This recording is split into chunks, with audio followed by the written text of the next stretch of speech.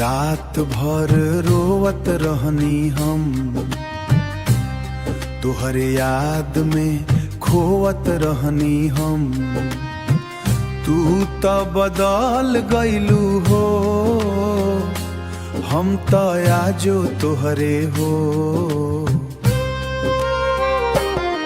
तू छोड़ गइलू हो, दिल तोड़ गइलू हो, सांस चलत बाबा कीर जान ले गइलू हो। हम तो चाहनी सच्चा प्यार ये सनम, तू बीच राह में छोड़ गइलू हो।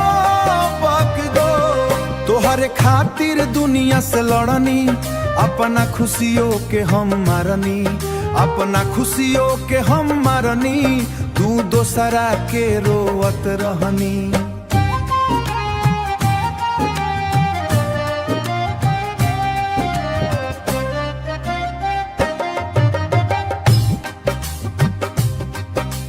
आँख से नीर बहे दिन रात, टूटी गइल दिल के हर बात।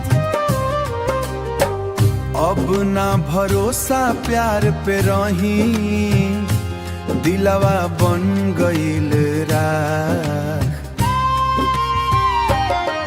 तू छोड़ गइलू हो, दिल तोड़ गइलू हो, हमरा जिंदगी के अंधियार कर गइलू हो।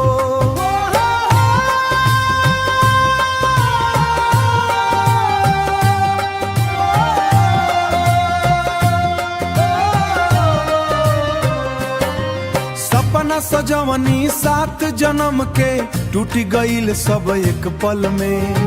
रौरा बिना जीना लागे, दर्द बसल बा दिल में। भगवान से बस है दुआ, किस्मत में ना हो जुदैया। जेकरा से दिल सच्चा लागे, ओकरा से ना हो बेवफाइया। बेवफाइया बेवफाइया।